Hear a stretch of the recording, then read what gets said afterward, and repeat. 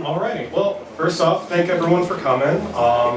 Really good having all of you here. Thank you to Ryan Griffin and the IGDA for inviting me out here. Really, really appreciate it. I am going to be presenting my process for creating creatures and my thought process and what I feel is a very solid way of doing creature design and thinking about creature art in games and film. Before we begin, a little bit about myself. I am a graduate of UMBC's animation track.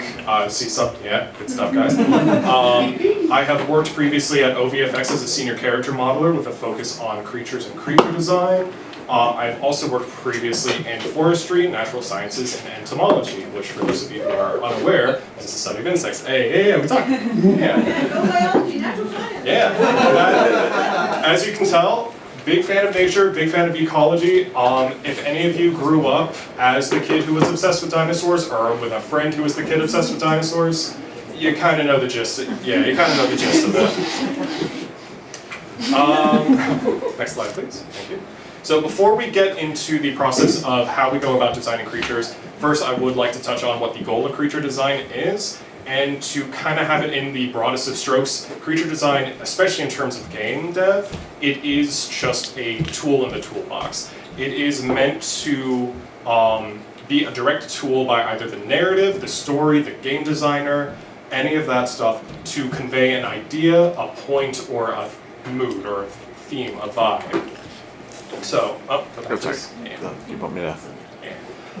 So when you are going through the process of thinking about creature design and thinking about, okay, what kind of creature do I want here? Think about what the goal of the design needs to be. What are you trying to say about it, the narrative and the plot and the story? What does it inform about the world at large and the setting? How does it affect the main characters? How does it affect the player character? What mood is this supposed to instill in the audience? In the same way that the best worlds and the best settings are characters in themselves, some of the best creature designs are characters in themselves. There shouldn't be too much of a difference between a character design and a creature design. It's a lot of the same principles. Of course, sometimes you just need a monster for the player to mow through tons of without feeling too bad. You got spiders for that, you got blobs for that. You have options there. The main thing is not limiting yourself to only that mindset. You can do a lot more with it. So, as we go into the actual thought process and more of the thinking about, okay, what kind of creature do we want to design, there are three main priorities that you should have as you go. So, first priority is going to be the story. Okay, what is its narrative purpose? Narrative and story should always be the priority with this stuff. So, what purpose does it serve in the story? In the story, are there specific actions it needs to perform? If a creature design needs to have the ability to fly for the story to play out, you're probably going to give it wings. Just as like a broad strokes example, but even more so than that, to use Pokemon as an example, Pokemon is very, very good at creature design and very, very good at the story focus because at the end of the day, every single Pokemon needs to be a companion. They need to be a friend. They need to be a monster that you can reasonably carry around with you every day. And Pokemon designs are fantastic at that. Even the scarier ones like the ghost types and everything, they're not outwardly evil or malicious or dangerous. They're just kind of cheeky. They're mischievous for the most part. There is some darker stuff in the lore, but that's not the point of their designs. The Xenomorph from Alien would not work in Pokemon. That is not your friend. Next priority is going to be setting. And again, to kind of keep it broad, that is going to be the context of its existence. How does it fit into the setting at large? How does it fit into the world that you've created? Does it affect the world outside of just the narrative? If the narrative isn't happening, does this thing have a place? And if so, what is it doing? And there are two main ways of kind of thinking about this as well, where you have the kind of National Geographic Planet Earth style, where, okay, there's ecology, predator, prey, you have ancestry and everything kind of has a place in the world. And then you have mythology, which is much more of, historically and with mythology and a lot of monsters in mythology, they're not natural, they are punishments. They are curses. Like Medusa is a punishment, and a lot of them are kind of meant to evoke that more unnatural, apart from nature aspect to them. That's why we get a lot of chimeric creature designs that way, where it's not meant to be natural, it's meant to be a little off-putting, like the hippocamp is a head of a horse, the body of a seahorse, and then it has wings for some fucking reason. easily. It's cool, but it's also meant to be a little out there. Whereas the Secret from Monster Hunter Wilds, there's going to be a lot of Monster Hunter in this. Secret in Monster Hunter Wilds has a very clear ties to the other monsters in that game, a lot of it being large dinosaurs, especially feathered ones, but it also has place in the cultures of that world. And then finally, we get to aesthetics, which is arguably the least, the one that you should prioritize least. So long as the other two are lined up, you can then focus on aesthetics, and that is just, does it look cool? And now, when I say does it look cool, that doesn't necessarily mean does it look appealing. You can have an unappealing creature design and still have it be effective. Horror's great at that. There's a lot of really nasty boys in horror, especially for creature design. But because there is intentionality behind the design, it works. That wasn't on purpose. You can tell because they fixed it. Next slide, please. So, this is my thought process when it goes about actually beginning the design process, and pretty much from start to finish, I always go based on the intent and the approach. Now, this is an old writer's trick that I picked up a while ago. Intent is what you're trying to do, and approach is how you go about doing it. So, to use an example, a very D&D example, if you have multiple characters whose intent is, okay, get through this locked door, the approach can vary differently, and that informs character. One character kicks the door down, another character starts picking the lock, another character knocks politely. And you have three very different characters there, all based on their approach. Same intent though. So, for the intent, the main thing that you want to do before beginning, like actually putting pen to paper or anything like that, this is still in the thinking phase and planning it out, you want to define what your intent is. And this goes back to the story, setting, and aesthetics. What do you want it to do in the story? What do you want it to do, and how do you want it to fit in the world? And what do you want it to look like? And then in your approach, then you refine your intent further, and that's more in terms of the decision-making points that you do. Okay, does it have scales? Does it have fur? Is it large, small? Proportionality? What references do we use? And that's going to push and pull your design in different directions there. So, to use an example for an intent, intent for a creature design, you need a creature that is going to be a companion to your primary antagonist, your leading man. It can be cute, but it cannot be harmless. It still needs to have a bit of an air of danger and a little bit of, like, for lack of a better term, a bit of edge to it. But narratively, it is serving as the bridge between the protagonist's world and the quote-unquote other world, the world that the protagonist is not a part of and may even serve as an antagonistic force. Okay, intent fairly clarified. We're good. Let's go on to the approach, and that's going to be, okay, well, easy stuff to make it look cuter and more appealing. Big eyes, play off of stuff like cats and dogs, super, super easy to do. Anything that's even remotely cat or dog shaped, everyone is just like, oh, I want to pet it. Immediately, we can't help it. So playing off of that is going to be very, very important. But you still want to keep a little bit of that, okay, it's cute, but it's not harmless. Have multiple limbs, a bit of spines, fins, stuff like that. Stuff that still sets it apart from the protagonist's quote-unquote normal world. And finally, you want it to be cohesive with that other world that it is a part of, that antagonistic side that it is a part of. If it's going to bridge the gap effectively, it still needs to feel like it belongs over there. If it feels like it belongs over here, you have a story about a man and his dog in high fantasy. There's other more interesting stuff going on. So, half of you were probably thinking of Toothless, half of y'all were probably thinking of Stitch. You're both right. And this is a good example of how that same intent can lead to two very different approaches. Very similar designers, though. Where both of them really pull off of, okay, you have stuff like cats and dogs, the big eyes, rounded shapes, but still enough weirdness there that they are weird enough, but they're still cute enough. Next slide. So, now that we've clarified intent and approach a little bit more, we can start thinking a bit more about, like, okay, the larger cast at hand, how does the creature design fit in with the other stuff on display? And that starts going into cohesion and proper variation. So, to run back through it, with the Indominus Rex from Jurassic World, the intent of it, more than anything else, is to be a monster. This isn't an animal anymore. It is supposed to be set apart from the T-Rex, from the Velociraptor, from the Triceratops. It's supposed to be a monster, not an animal. It is narratively an attempt to reignite the audience's interest in dinosaurs, and meta-narratively, it's an attempt to reignite our audience's interest in the Jurassic Park franchise. So it's serving two fronts at that point. And moreover than that, it is meant to be the bad guy. This is your primary antagonist. Okay, intent, got it. Approach, okay, you have this really kind of sad-looking, gnarled, just bony, emaciated thing, pale white skin, pink fleshy bits, scarred to shit. It looks like something that was grown in a lab and never saw the light of day for years, and has become spiteful because of that. You almost end up feeling a little bit bad for it, which works. The Indominus Rex in the context of Jurassic World 1 is really, really quite good. It does set itself apart from the T-Rex and the Velociraptor, but it is still familiar enough that it's not so out there that it's unrecognizable as what it's trying to be. Where it falls apart is in the next two movies. When everyone is super, no one will be. It's just, everything uses the same approach principles at this point.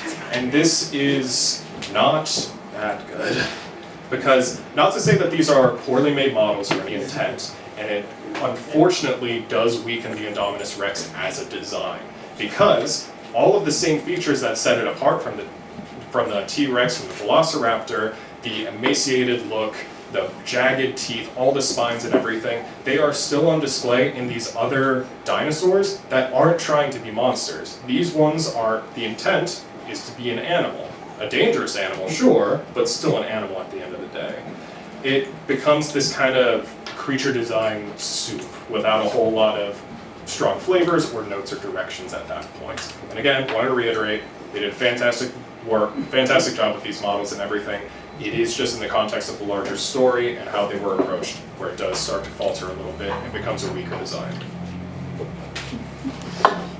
To keep riffing off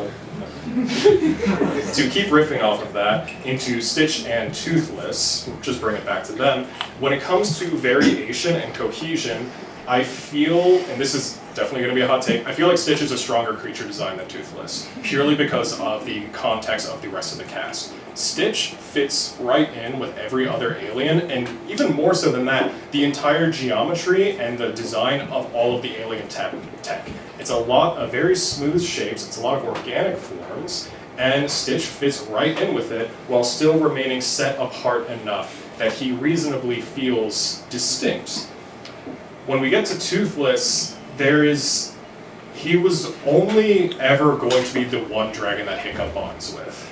None of the rest of the cast there have that visual appeal or have that visual design language that would account for that. I mean, you can compare how this plays out with Hiccup and Toothless and how this plays out.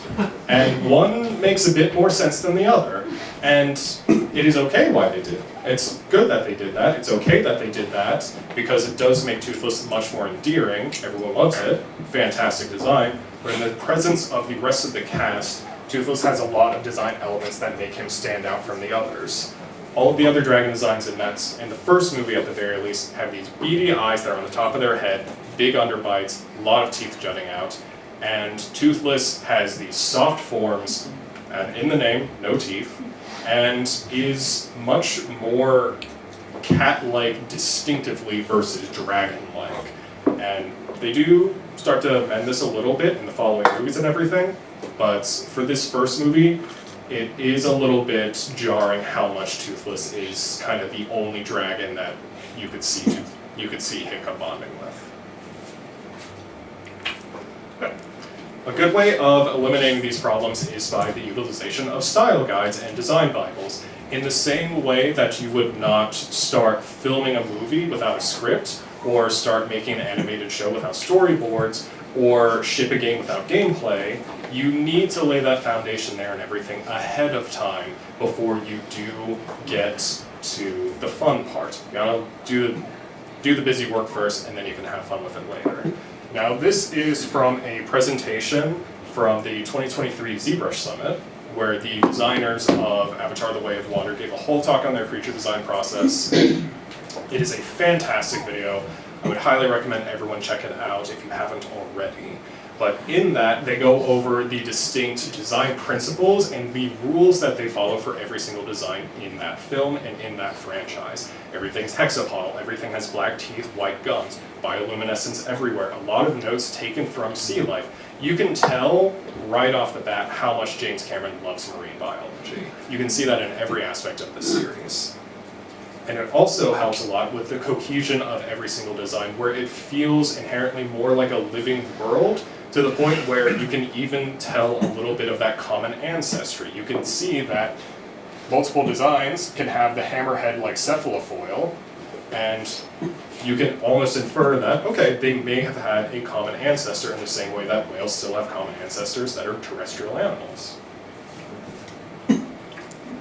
To further push that ecology side of it, and I'll be honest with you all, this is my shit. This is probably my favorite thing to talk about, because it is all about the process of being like, okay, why though? Okay, how does this affect this though?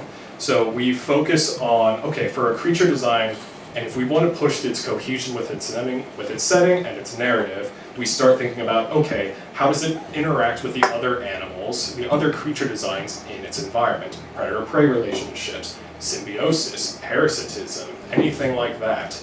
How does it interact with the people and the cultures of the world that it's in? Is it revered? Is it feared and reviled? Is it actively hunted? Is it used as livestock? How does it interact with its environment? Is it shaped by its environment? Does its environment shape it? Does it have tool use? Is it able to do these things? And then finally, does it belong where it is found? And if not, then why? Is it in its home environment? Is it very, very much out of place? The Demogorgon is a really good example of this from Stranger Things, where nothing else in that first season looks like the Demogorgon because it's not supposed to be there. So to just go over a couple of examples about good creature design and that sort of method of, okay, proper ecology and everything, and style guides and all of that, starting out with the skimwing. Now this is something that Avatar also does a really good job of, and that is called the blender method of design, where they take a lot of disparate small individual elements and they throw them in the blender, and the finalized design becomes more the sum of its parts and less chimeric. So you do have aspects where the initial design pitch was, okay, we need the Ikran, but we need aquatic. Okay, so a lot of the earlier designs and everything were much more Ikran inspired. They didn't change too much from it, but over time they started pushing and pulling in different directions. They started adding in, okay, we'll have a little bit of like Gharial and like Barracuda-esque designs, so like the head and the body shape. We'll add in the flying fish aspect to really, really push its like hydrodynamic aspects. We'll still play with a bit of that coloration, a lot of insect and tropical fish coloration that's found in everything in James Cameron's work. And more than anything else, we are going to use fast shape language. This thing looks aggressive, this thing looks very, very fast. It looks like a sport fish, and it has all of those disparate elements that all add up to that point. The Balahar from Monster Hunter Wilds is another very similar example. However, instead of basing it on a pre-existing creature from the franchise, its initial design document was in a drill, an oil drill, one of those three-pronged drill bits that's used on oil rigs and everything. And taking that and riffing off of it into, okay, let's have it be a sandworm like swimming through the sand. We already have the drill aspect, let's actually play up some of that oil. Okay, let's bring in octopus ink and squid ink. Okay, let's pull in bioluminescence. Okay, let's pull in the weird, freaky eyes that scallops have that it also has, like in here and everything. And then finally, just material reference and everything. If we want it to be a large reptilian creature with aspects of mollusks that swims through sand, let's just use caimans. They already have the ridge scales that are good for the hydrodynamic aspect. Let's pull from that, but have it be a spiral so it can literally drill through the sand, bringing it back to the initial design. This one mine. So, this intent was for it to be a large herbivore, pretty much a beast of burden in a world where there's much larger predators flying around. So right off the bat, large herbivore needs to be protected from other external threats, especially other threats that are avian, are flying in nature. So we have a lot of very heavy-duty dorsal armor. We have aspects of the, oh, you're good. We have aspects of those, yeah. Does help, cool. We have these large shoulder spikes that point upwards. It's not meant to be aggressive, it is meant to be defensive. It has a lot of armor on its body, it is very heavily built. And to further push that, the teeth in there, they are not predatory teeth, they are flat crushing teeth for eating plants and roots and digging into the ground. Guards are kind of useless. So, now that we have our intent fully defined and clarified, we can start beginning the approach. We've thought through the design, we know what we want to do, now it's time to make the decisions and finally put the pen to paper and move on with it. So, once you have your intent fully defined, gather your references and then try pushing and pulling in multiple different directions. To best help with this, and this is just general good practice, work with other people. Because the more that you work in a vacuum, the more it's going to kind of embed your mistakes. And in the same way that creature design and design work doesn't exist in a vacuum from everything else on the project, you also shouldn't be working in a design from everyone else on the project. Talk with other people, talk with your narrative people, talk with the concept artists, the animators, collaborate with this stuff, and it will help a lot. But in terms of beginning the approach proper and going through the concept art phase, just to kind of do some broad strokes and everything here, biggest advice I can give is don't be afraid to be really, really weird with it. So this is an example of the predatory bird that would be the natural predator to the animal on the last slide, where we have ones on the left there that are much more conservative, much more basic vulture, and then all the way to the right where we have really out there high fantasy type stuff.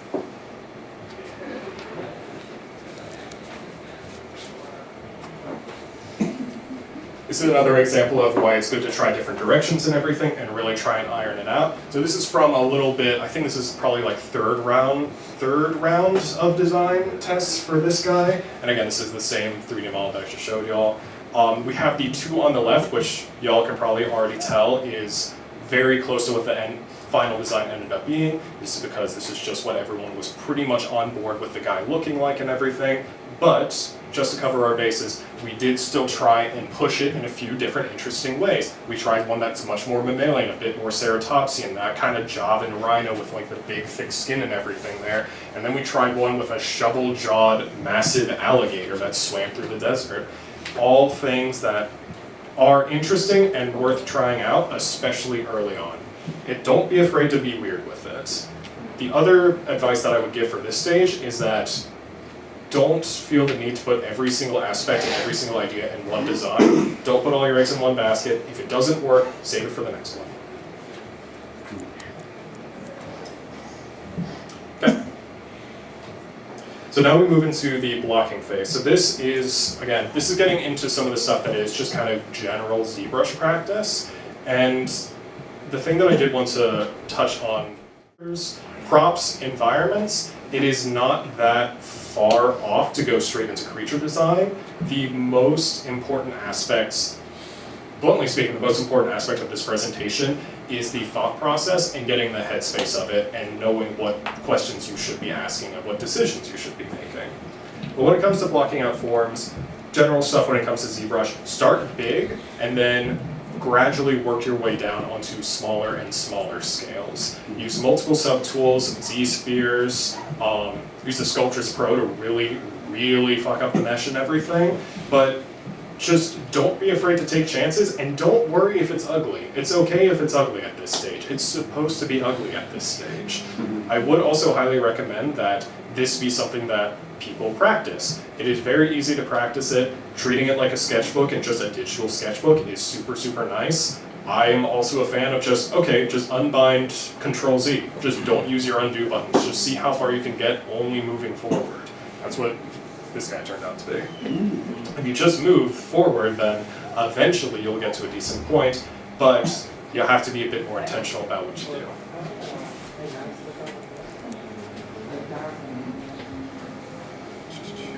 So again, focus on your larger forms, broad strokes, focus on the base anatomy, but don't get too bogged into the details. Have a separation of, okay, we have shoulder, we have head, neck. different joints and everything, and then lock in some of your core features. Like, you don't have to have individual subtools for each spine on the ridge. You can just you can just have it be a blob of clay for now. Again, it's okay that it's ugly. It's supposed to be.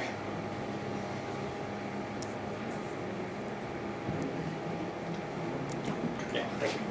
So, silhouettes. And this is kind of getting back a little bit to the concept art, but when it comes to creature design, this is going to be your biggest ally when it comes to readability. So creature design can very easily get very complex and really, really out there, but having a cohesive silhouette is going to help you quite a lot. To bring it back to Pokemon, they had an entire mini game based around it because their silhouette work and because their design work is so solid. Even regardless of that, not sure how well y'all can see that actually. Is that okay? Okay. But yeah. Yeah, you can tell that's Spider-Man. You can tell that's Spider-Man even though that's ostensibly just a human silhouette. You can tell that's a xenomorph. Among Us. Yeah. You can tell. But this is going to aid the recognition of the player, of the audience. It is going to help the people viewing your product tune into it really, really nicely. A good way of checking this, and this is something that I do think that people should check pretty much throughout every stage of the design process, is just set your character's mesh to a flat color, set it to black, set the background to white, Control S to snapshot it a couple of different places, check the orthographic views, and if anything is looking too out of order or you're losing some of your larger forms in favor of the smaller details you've been adding on, rein it in a little bit. Refocus on those larger forms, refocus on the silhouette. You can't see anything about what this thing ends up being, but you can tell it's probably a crocodile.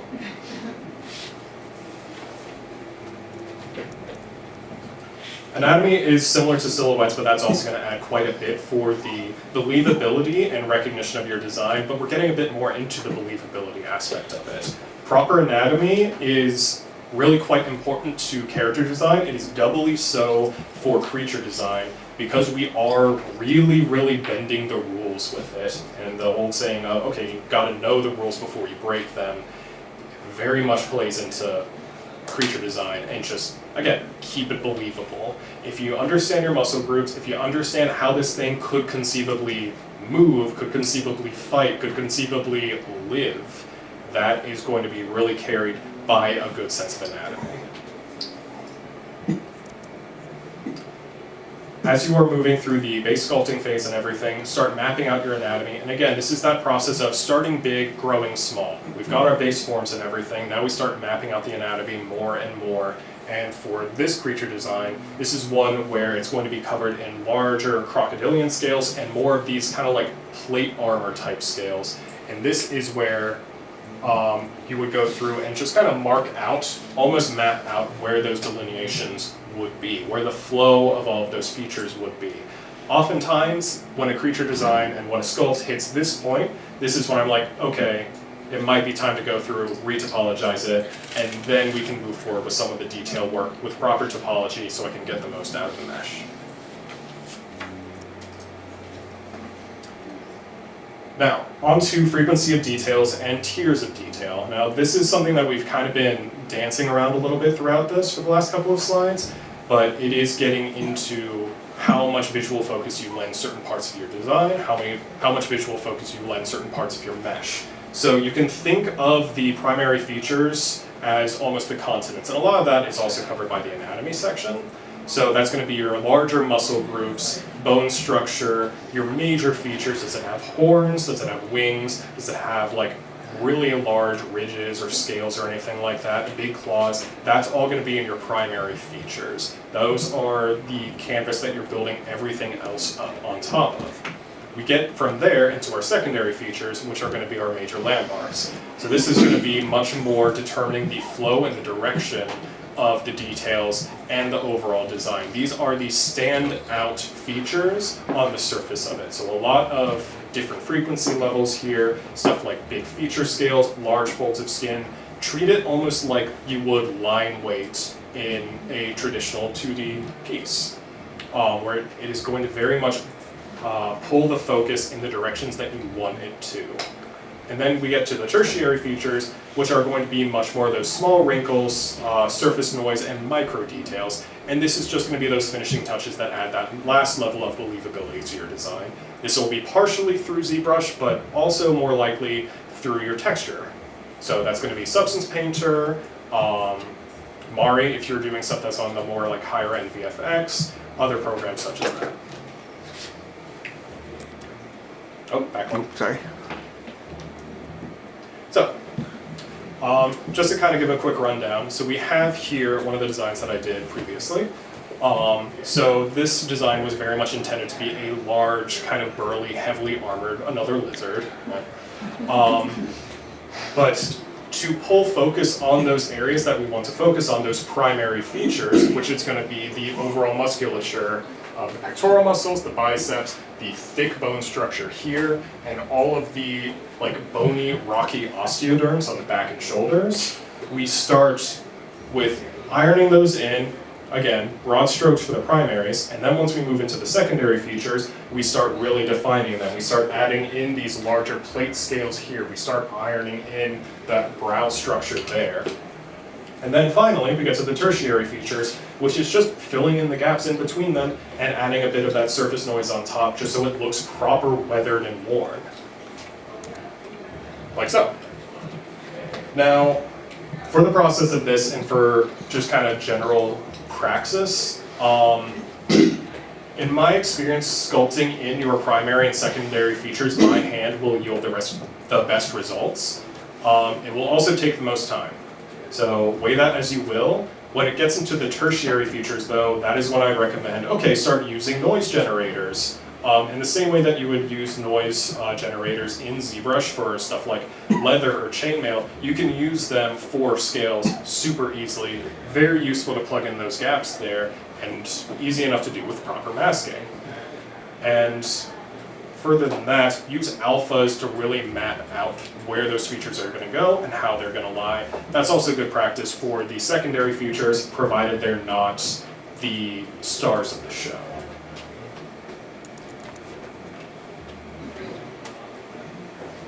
Bringing it back to the anatomy a little bit here, we go into flow, which is just going to be more of the shape language for general practice. It is going to help accentuate the core features of your model and really kind of push the design and the anatomy of what you're trying to do. So this is going to be where, okay, for this guy down here, the Nidhogg from God of War Ragnarok, we have a lot of good scale flow going into the neck and up into the shoulders there, because that is a much more flexible part of the design. And then we get into the actual shoulder muscle itself, and that flow is diminished, not gone, but diminished, because that is a much larger and a much visibly stronger part of the design. It is meant to be heavier. Skin details and details in general tend to follow a solid direction. Map those out as you go, and that will make your job much, much easier as you go. There's a lot of tips and tricks for doing that. If you're working with scales, I do recommend just lining them out individually like that, and then filling in the gaps by hand or using alphas. Again, depends on what level of detail you're trying to go for that section. There's also other methods, such as using the Z-Spotlight feature and the paint tool in order to literally paint your references onto your model, which gives you a perfect guide for sculpting in your details. That is especially useful if you are working on anything that is direct from reference or meant to be more realistic.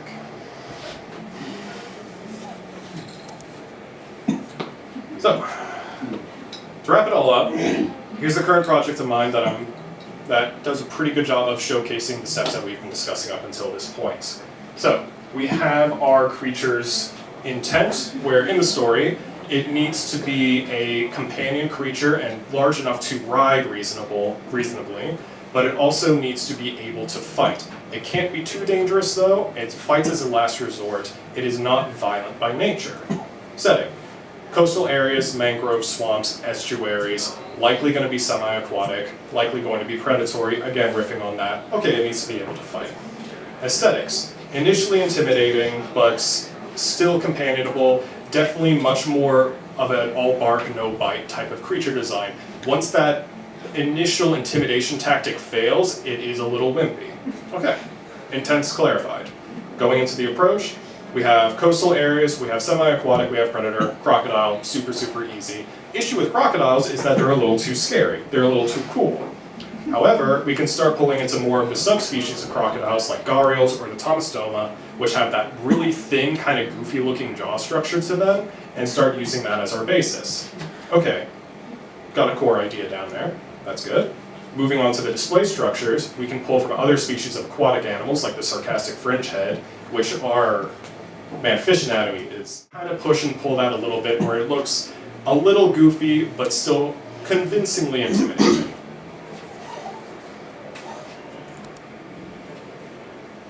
So, we already kind of previously discussed the blocking of the forms and everything.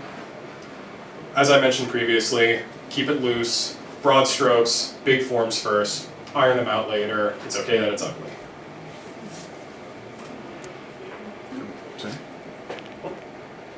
Moving into the refining stage, once you get your core features down and you start dynameshing and Z-remodeling it all together and everything, that is when you can start, okay, let's play a little bit with how we want the finished thing to be. Again, keeping it broad strokes, treating this as almost like a concept art canvas, getting to about the point where we would be happy with it in the retopology phase. This is also where you can start doing some color tests to make sure that everything is on the up and up.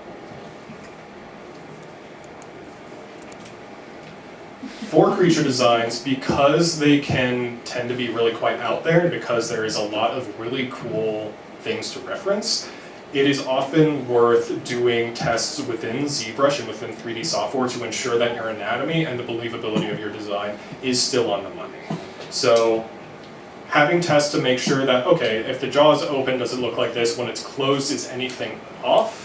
Is anything clipping into one another? How does this feature work? How does it move? Are the legs going to be in the way of each other so it trips over itself? Testing these things out early on can really help ensure that your design ends up being believable at the end of the day. So before getting too deep into it, do a couple of tests, move your model around and everything. This is, again, much easier to do in the early blocking phases when everything is still kind of ugly and a bit of a mess. Further refining it, this is going to be more so of the post-retopology phase, but this is also just touching on the same notes that we had earlier. We understand the flow of the design from where we left it off previously in the refining stage. Now we can further delineate that by, okay, we got to have these scales follow these patterns here and then break it down further. Under the neck has to be smaller versus the ones further down that has to be a bit more protective. Starting to add in more of those secondary to tertiary details and constantly working back and forth between 1, 2, and 3. Making sure your primary forms are still present, making sure your secondary forms are still noticeable and visually forward, and then making sure that your tertiary details... It was going to be a full turnaround, but here we are. Yeah.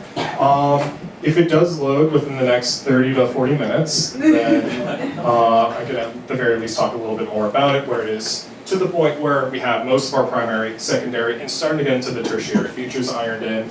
At this point, I would probably start thinking about, okay, move on to the other parts of the body. Another good general practice for getting in those higher res details and the higher frequency details, split your mesh up into manageable parts. I like to do head, torso, limbs, tail, but it depends on what you're working on, how complex it is, and how many pieces you have. But that does help your load times, it helps your file sizes and everything. It just makes your ZBrush document and Z project much more usable. But yeah, that's all I got.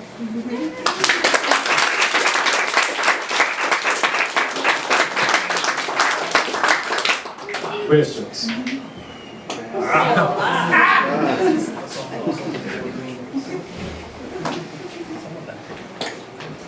Do you have any insights into how long-running franchises choose to or to not update their character designs, and like how and why they do it? For example, like a Goomba in Mario has looked the same since the NES version, but the creatures in The Legend of Zelda have changed but also retained some of the recognizability. So you're like, oh, that's a Moblin, I know that.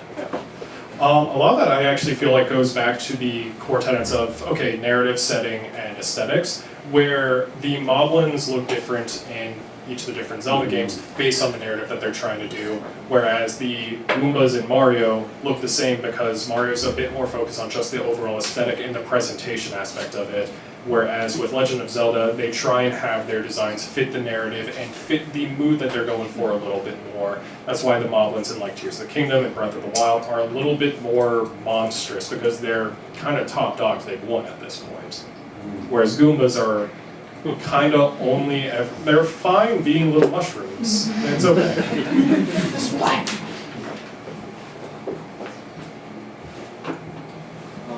How do you approach keeping anatomical consistency when dealing with that blender approach you're talking about?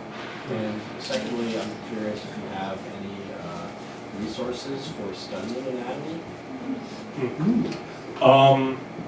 As far as resources for studying anatomy, there are definitely plenty of them. Most of them are going to be, I have a couple of just like general like guides to anatomy and ZBrush like books and stuff like that. The resources are definitely out there, but also more than anything, just practice drawing for reference. And by that, I mean both like 3D drawing, but also like traditional drawing.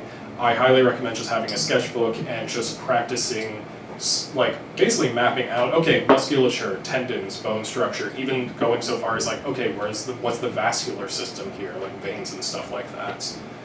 As far as the blender approach goes, that is definitely going to be a little bit of a challenge, but it tends to come down to, okay, what is the core idea? What is the core recognizable trait that this needs to have? What is this riffing off of most? Where even if we go back to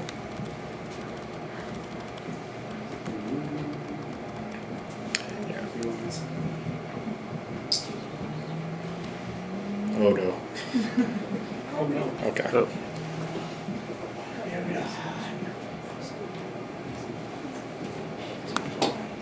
Where even if we go back to this, we have these creature designs that are using that blender method of the design process and everything, but they're still recognizable as creatures within their niche.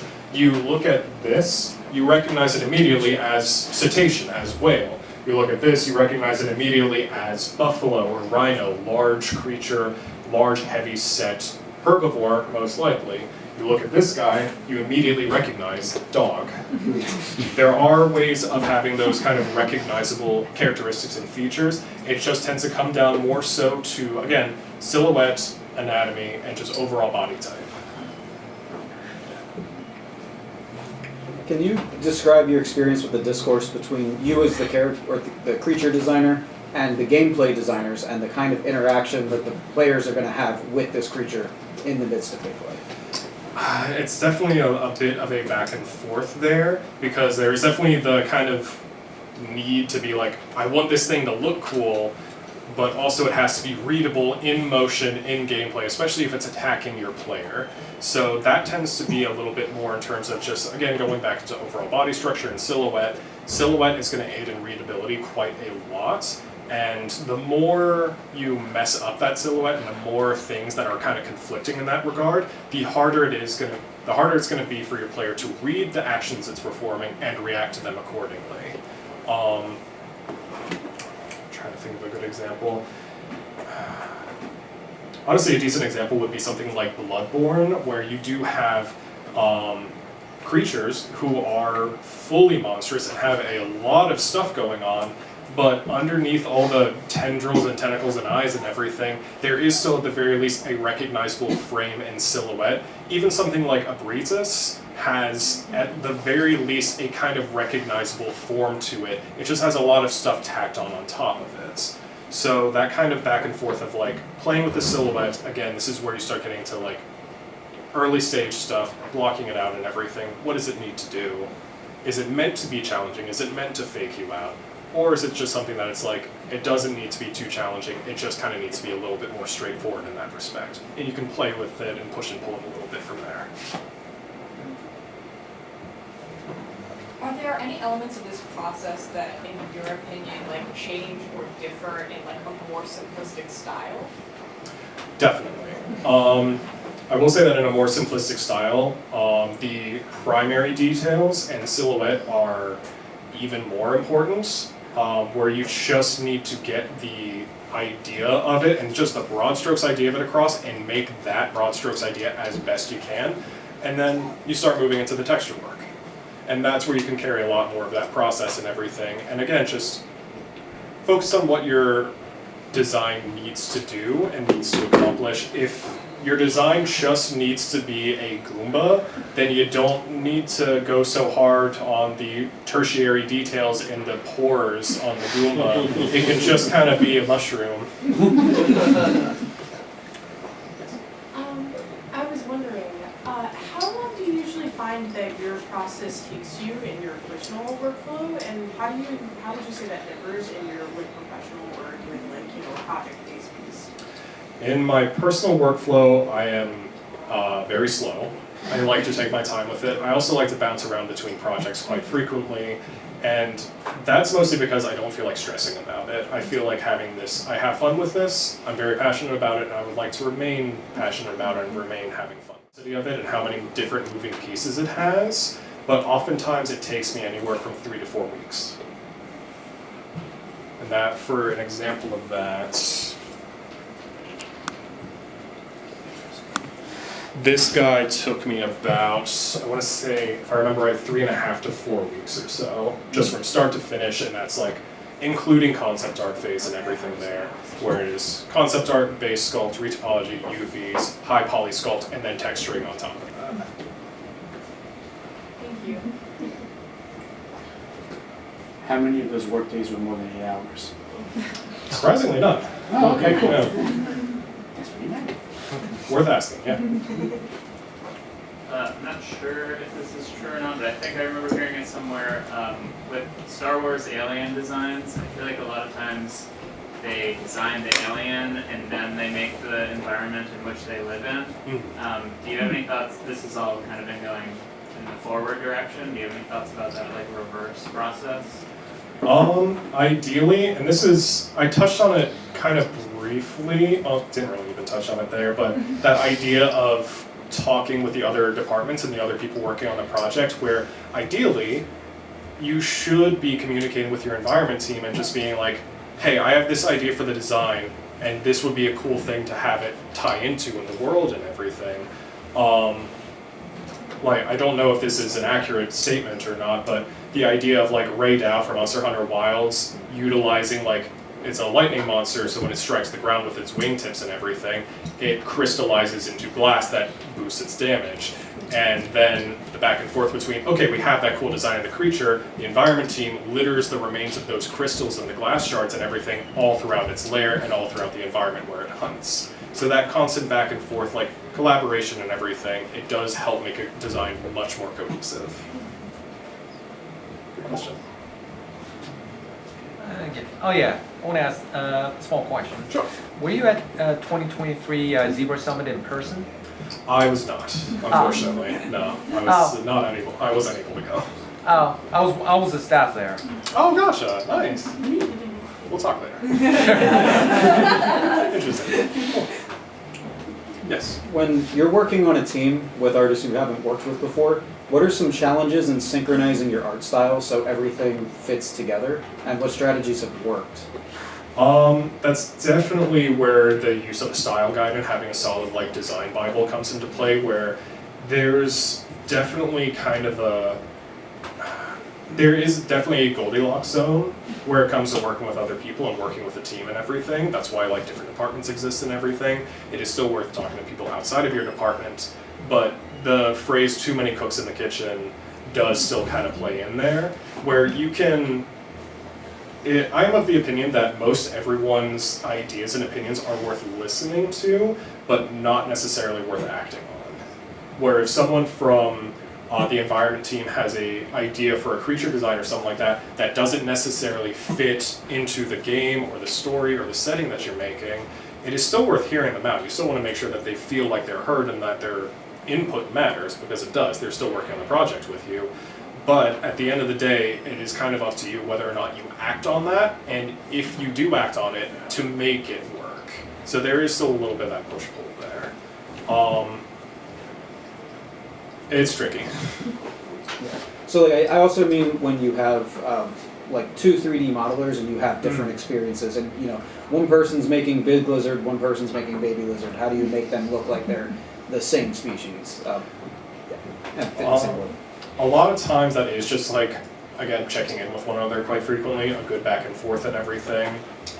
Being open to changing your ideas and adjusting and stuff like that accordingly. Being flexible with it. Don't be too precious with it, I guess, is the main thing. And that kind of goes both ways. I know that's more so like oh, you shouldn't really be too upset about it, but it's also like, control what you can control. Don't be too attached to an idea until the game ships, because everything is subject to change until it is out the door.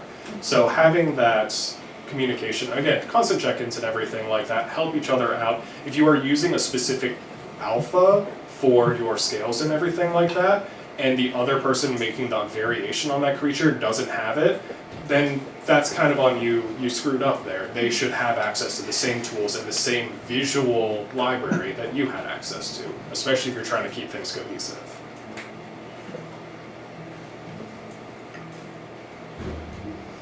Alright, cool. Yeah.